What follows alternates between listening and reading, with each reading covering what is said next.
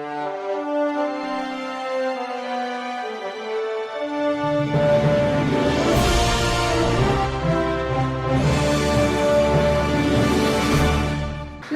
मी Shweta Pawar. City TV लाईव्हच्या बातमीपत्रात आपलं स्वागत आहे.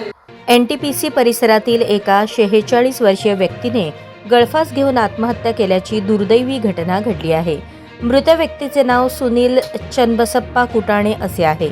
ही घटना 18 जुलै 2026 रोजी सायंकाळी 5च्या सुमारास उघडकीस आली.